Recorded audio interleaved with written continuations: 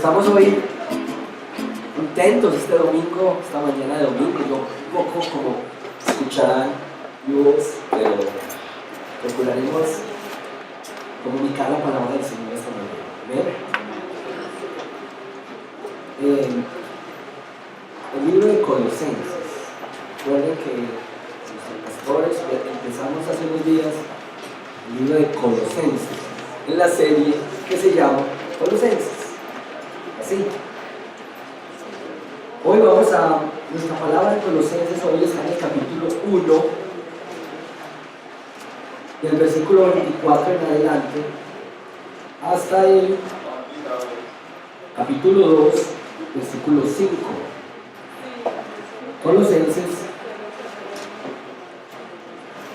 1, 24 hasta 2, 5.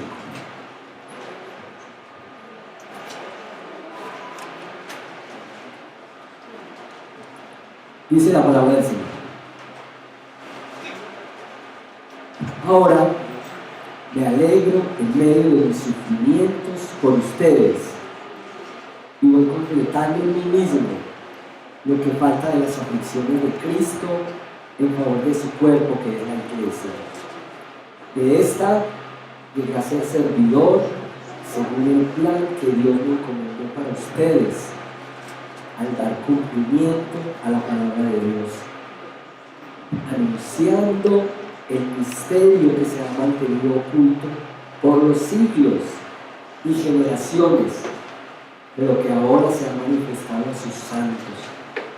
A estos Dios se propuso dar a conocer cuál es la gloriosa riqueza de este misterio entre las naciones, que es Cristo en ustedes, la esperanza de gloria.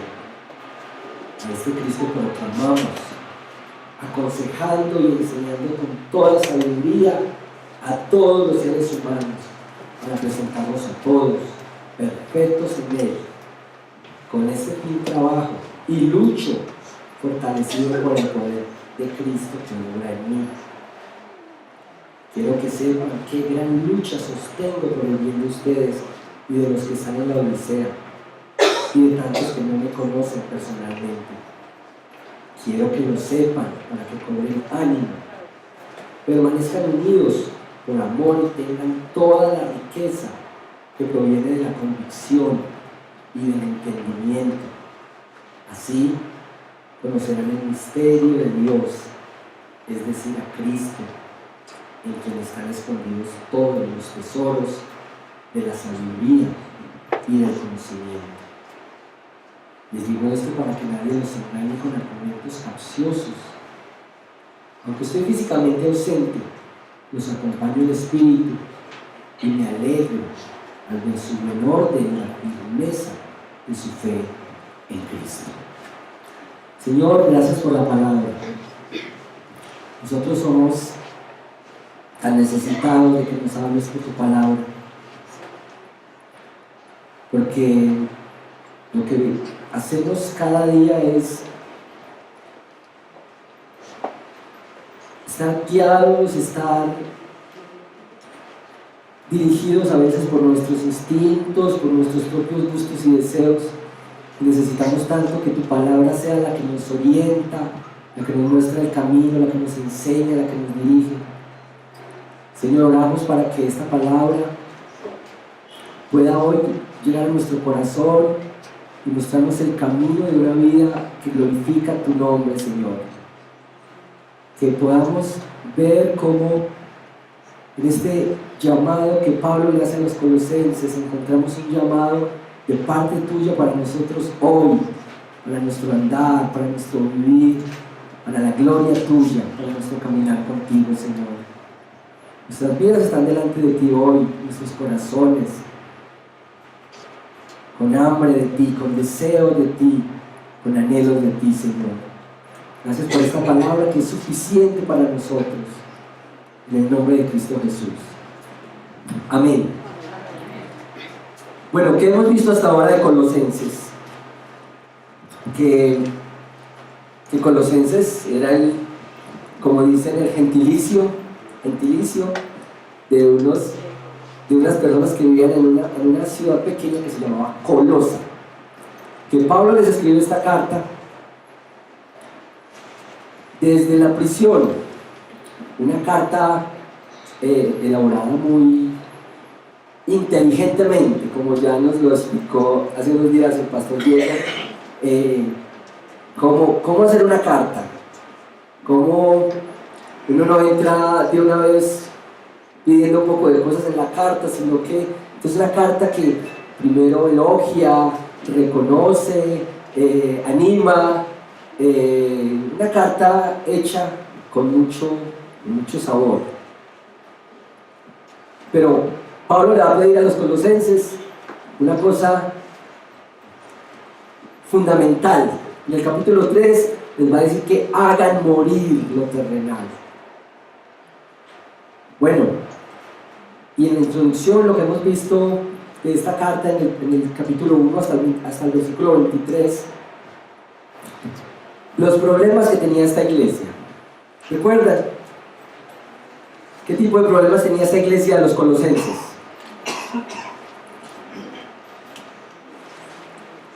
Unos problemas que nos son comunes. Ritualismo, esoterismo, legalismo. Y ya dijimos que de eso ahora aquí. Sí. Y por eso esta carta y este mensaje y esta predicación nos llega a nosotros. Porque es el llamado y el evangelio que Pablo quiere expresarle a los colosenses, es el llamado y el evangelio para nosotros aquí hoy, en este momento.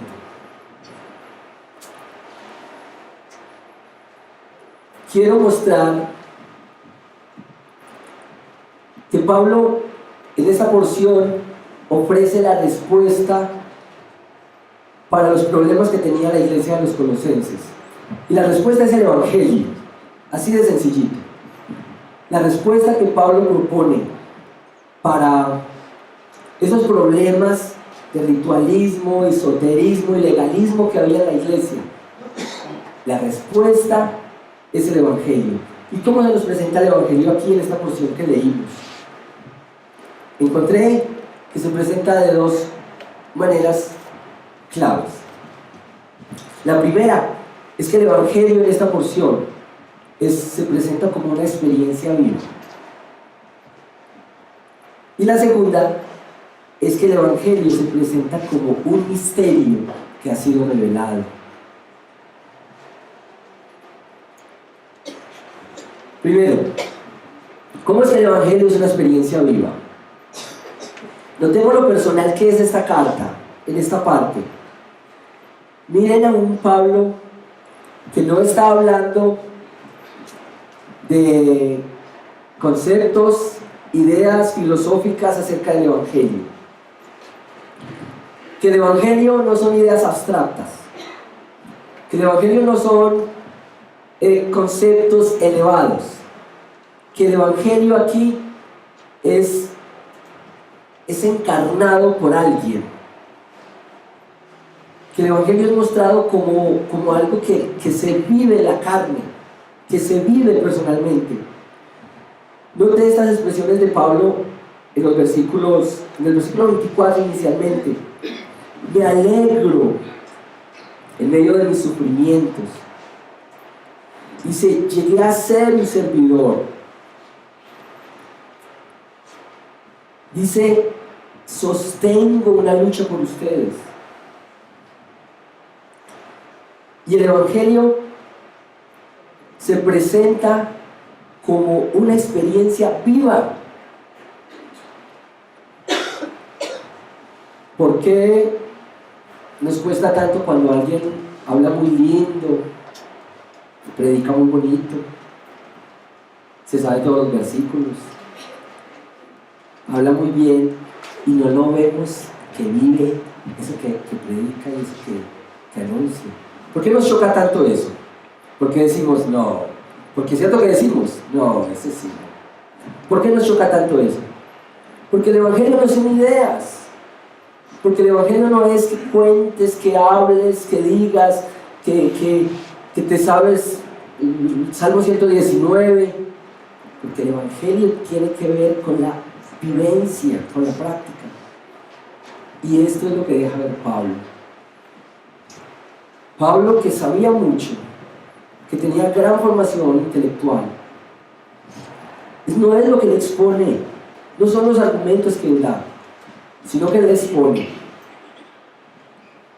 una cosa a lo que nosotros le corremos mucho, al sufrimiento.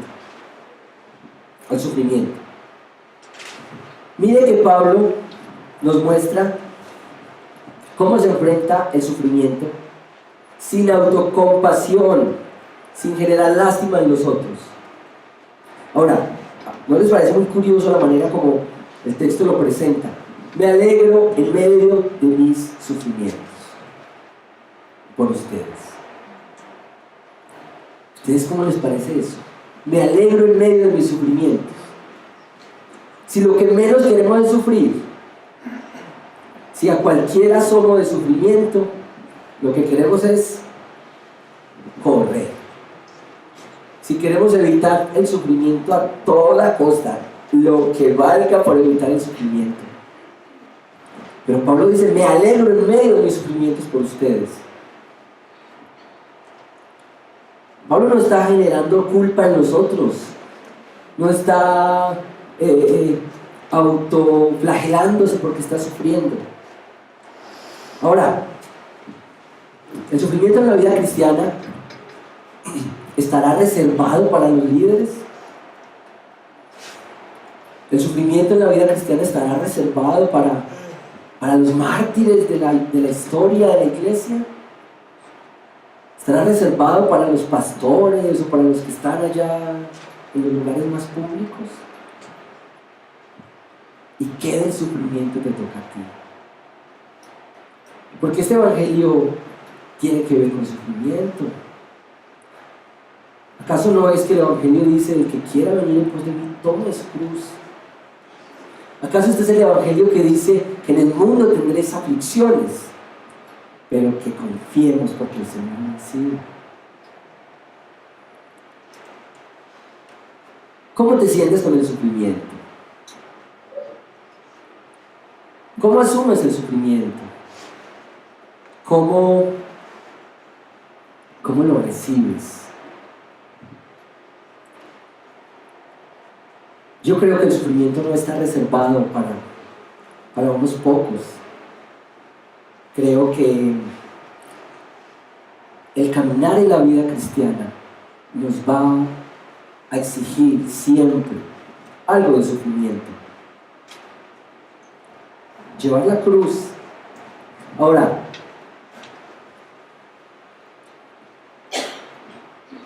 parece que, al contrario a lo que se creería, el poco sufrimiento está constante. Podríamos decir hasta que sufrimos sospechosamente poquito. Sospechosamente sufrimos poco. ¿Y qué tal si la vida cristiana, si la disciplina de la vida cristiana la consideramos parte del sufrimiento? ¿Qué tal si esas cosas a las que tenemos que renunciar en nuestra vida, si eso que tenemos que abandonar, si eso que tenemos que restaurar, qué tal si eso que tienes que cortar lo asumimos como parte del sufrimiento de nuestra vida cristiana y de nuestro andar con Dios? ¿No será por ahí que también el Evangelio nos llama a que nos unimos nuestras batallas como parte del sufrimiento? Abandonar cosas, incorporar otras cosas en nuestra vida, reconciliarse con alguien, pedir perdón, perdonar, porque es muy difícil. Pues, digamos, el Señor nos llama a enfrentarlo, pero a veces ese poquito de incomodidad, no queremos asumir ni siquiera ese poquito de incomodidad. El Evangelio nos llama a esto, porque esta es la respuesta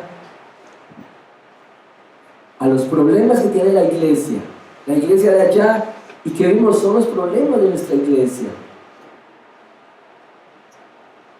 El legalismo, el esoterismo.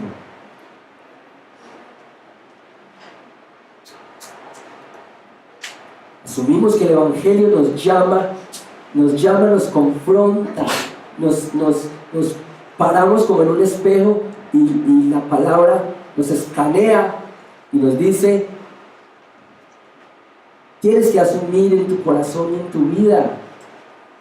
Hay que negarse, hay que decidir, hay que cortar cosas, hay que comprometerse con algo, hay que buscar al ofensor o al ofendido. Hay que permitir que la obra de Cristo sea hecha. Entonces, se nos presenta el Evangelio como una experiencia viva.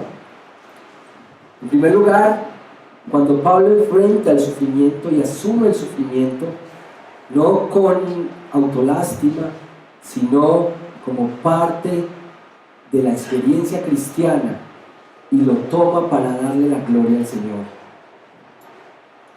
Y en segundo lugar, se presenta como una experiencia viva cuando Pablo enfoca su vida en otros. Este es el Evangelio. Se nos presenta el Evangelio para solucionar los problemas, a partir de que pensemos más en el otro que en nosotros mismos. Miren, que una manera de liberarse de los ídolos es pensar más en el otro. Porque el principal ídolo y el principal problema en nuestro tiempo se llama egoísmo, que ha sido alimentado por el mercado, por el consumo, por los medios, que te dicen: el rey es usted es lo más importante, usted siempre tiene la razón, usted se merece un celular mejor, se merece una pantalla más grande, un carro más cómodo, vive en una casa más grande, consuma un poco más para que esté más cómodo. Y el Evangelio nos dice que no se trata de que vivimos para nosotros. La respuesta del Evangelio, que es personal, que es una experiencia viva, dice: aprende a vivir para el otro, aprende a darte a los demás, aprende a sacrificarte un poco más por el otro.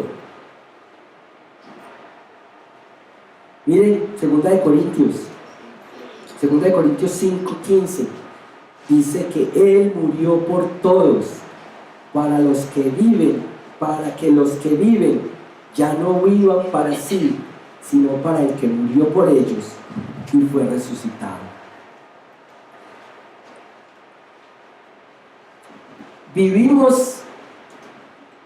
Deberíamos vivir para aquel que murió por nosotros, pero una manera es viviendo para aquello que es lo que Dios más ama. ¿Sabe qué es lo que Dios más ama? Lo que Dios más ama de toda la creación está ahí al lado suyo. Esa persona que está al lado suyo. O sea, es la obra mayor de la creación, lo que Dios más ama. Vivir para el que murió por nosotros implica vivir para aquellos que Dios ama. Mire, para Pablo eran las iglesias, para Pablo eran los colosenses. Estaba en la cárcel y tenía gozo. Estaba en la cárcel y decía: yo estoy viviendo este sufrimiento como parte de mi experiencia cristiana. Para nosotros es la esposa, el esposo, son los hijos, son los compañeros. Es que una persona, Dios movió el universo para salvar a una persona, para salvarte a ti. Y así nos llega el Evangelio, como una experiencia viva. Y nos llama a enfocarnos más en nosotros, más en el otro, y menos en nosotros, menos.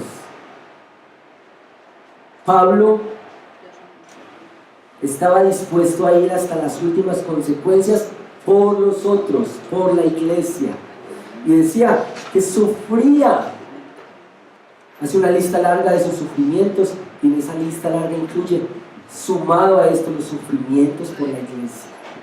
Los sufrimientos por la iglesia. ¿Qué te hace sufrir a ti? ¿Cuál es tu mayor sufrimiento? Se te acabaron los datos, que no hay señal. ¿Qué es tu mayor sufrimiento? Que no te dieron la sopa que te gusta, que el almuerzo está muy frío. ¿Qué son nuestros sufrimientos mayores? ¿Cuánto nos hemos negado a nosotros mismos para que la gloria de Cristo se vea en nosotros? ¿Cuánto estamos dispuestos a ceder para que la gloria de Cristo se vea en nosotros?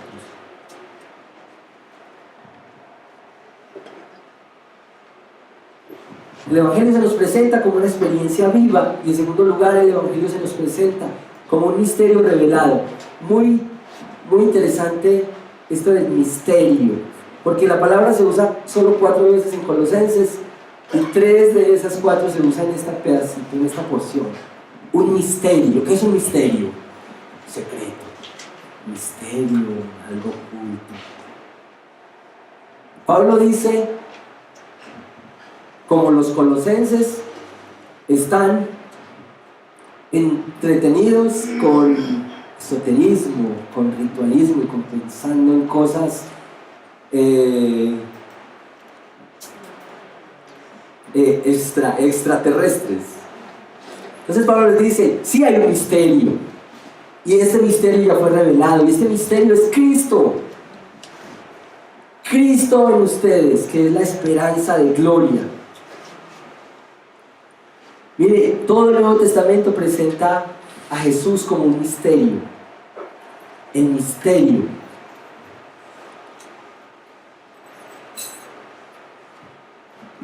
Jesús, su gloria.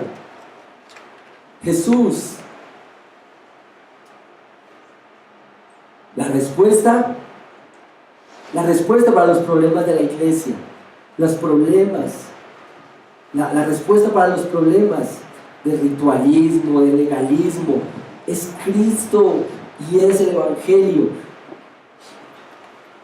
No nos conformemos con menos que escuchar a Cristo cada mañana.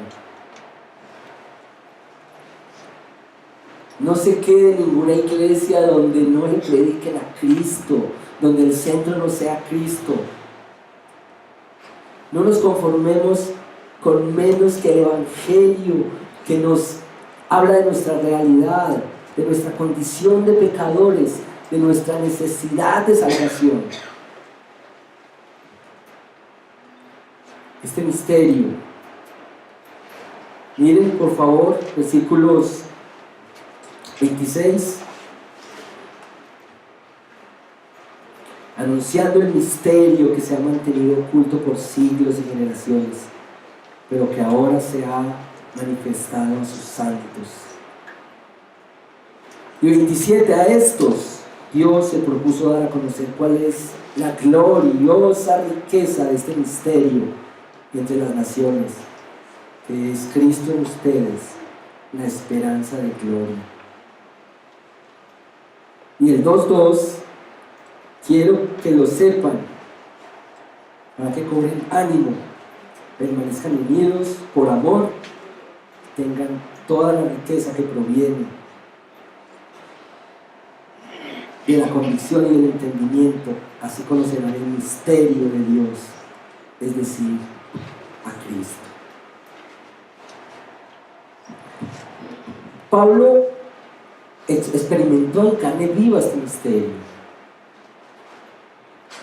Cuando decía que el Evangelio se relaciona con una experiencia viva, es que nosotros necesitamos tener esta experiencia viva constante en nosotros. Esa es la respuesta también porque el Evangelio influye tan poco. Y casi siempre que yo predico digo esto mismo, que es muy preocupante que siendo tantos cristianos tengamos tan poca influencia. Tan poca influencia. Miren, los datos dicen que en Colombia estamos entre 5 o más de millones de cristianos evangélicos, protestantes, dicen. Y que en América Latina hay casi alrededor de 50 millones. ¿Cómo es que Jesús revolucionó el mundo en su época con unos pocos? Y los cristianos en nuestro mundo, en nuestro tiempo, tenemos tan poco efecto. Somos tan poco transformadores de nuestro mundo y de nuestra cultura. La respuesta es que no encarnamos el Evangelio. La respuesta es que tal vez sabemos algunas cosas del Evangelio y de Cristo, pero que no lo llevamos en nuestra carne, en nuestra vida, que eso no se nota en nuestra casa, ni en la oficina, ni en el trabajo. Parece que el Evangelio tiene que cobrar otro sentido en nuestra vida, tiene que atravesarnos, como Pablo, que sentía que podía morir por eso, que daba todo por el Evangelio. Mis hermanos, tal vez necesitamos siempre volver a Cristo y no estar satisfechos con lo que hemos recibido hasta ahora y no descansar hasta encontrar que la obra de Cristo se está haciendo realmente en nosotros, que la palabra está habitando en nosotros, que el Evangelio está transformando nuestro corazón, nuestra vida, nuestras cosas cotidianas, que nuestros hijos están siendo afectados por el Evangelio, que nuestra relación con nuestra esposa, con nuestros hijos, con nuestros vecinos, tiene algo, está pasando algo por lo que Dios está haciendo en nuestro corazón. Está pasando algo porque Dios nos está transformando completamente.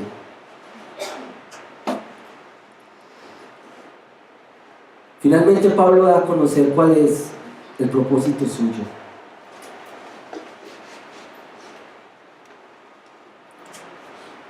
¿A qué se dedica Pablo? ¿Qué es lo que quiere hacer? Versículo 28. A esto se dedica. Este es el sentido. Y esto es lo que anuncia. Este es un texto muy importante en toda la carta. 1:28.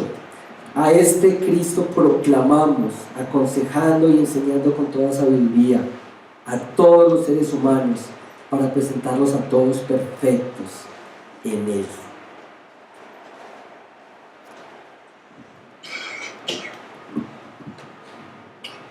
Proclamamos a este Cristo. ¿Cómo? Aconsejando y enseñando. Hermanos, ¿no les parece que tenemos que estar más expuestos al consejo de Dios? A la palabra de Dios. ¿No les parece que necesitamos crecer más en la exposición de la palabra de Dios? Miren que vamos a empezar la EBI en estos días. Tenemos una gran oportunidad de crecer y conocer a este Cristo. Inscríbanse, participemos. Miren que hemos empezado en estos días los encuentros con los jóvenes, con el deseo de entrar en la palabra. Sí, hacemos vida social y conversamos un rato, pero anhelamos crecer en el conocimiento de Cristo, en la gloria de Cristo, en entender qué es el Evangelio, de qué se trata, en entender que el Evangelio se trata de más que reunirnos para cantar y estar juntos. Eso es muy bueno, pero el Evangelio se trata de una vida que es transformada y que afecta todo el entorno. Y que lo que hacemos, cualquier cosa que hacemos, la hacemos para la gloria de Cristo.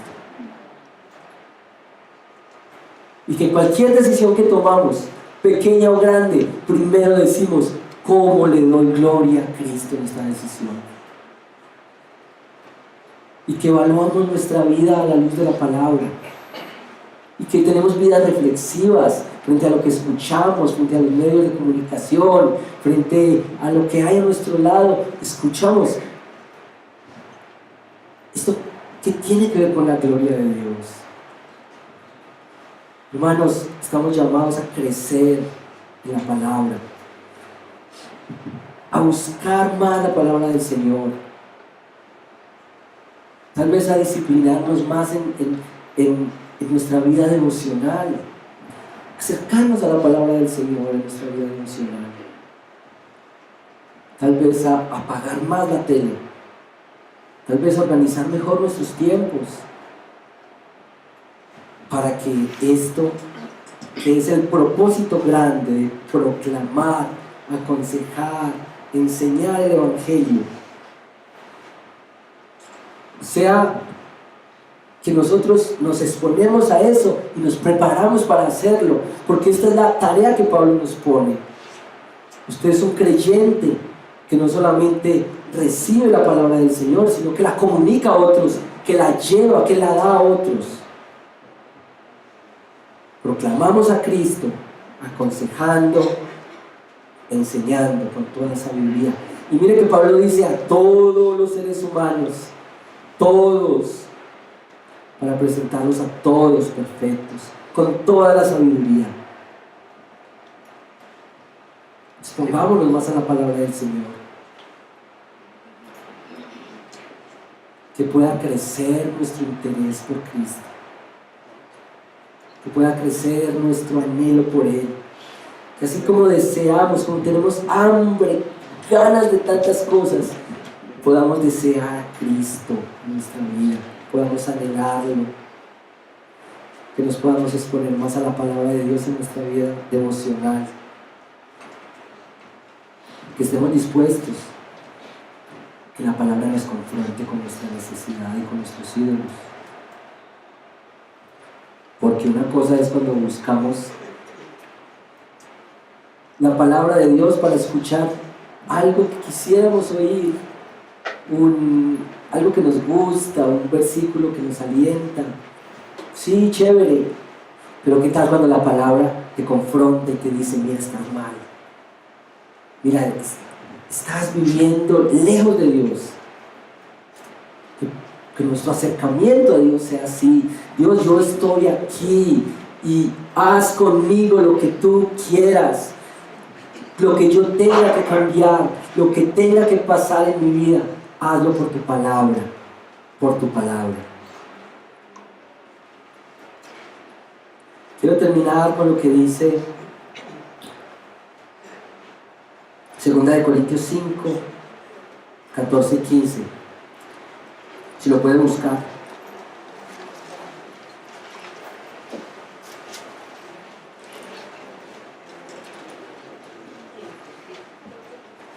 Segunda de Corintios 5, 14 y 15.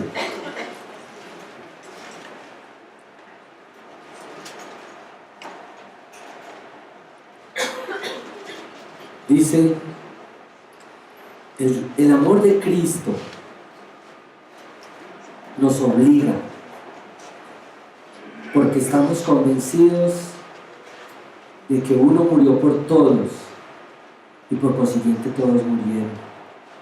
Y Él murió por todos para que los que viven ya no vivan para sí, sino para el que murió por ellos y fue resucitado. ¿Cuál es el propósito de nuestra vida? ¿Cuál es el propósito de tu vida? No es vivir para ti mismo, sino vivir para la gloria de Dios. Por eso murió Cristo. No para que tú vivas para ti mismo, sino para que vivas para aquel que murió por ti. Y esto es solo puede ser un milagro que Él hace en nuestra vida. Esto puede ser fruto solo de un milagro suyo en nosotros. No quiero vivir para mí, quiero vivir para ti. Esta es la respuesta del Evangelio. Amén. ¿Quieres vivir para ti o quieres vivir para el Señor?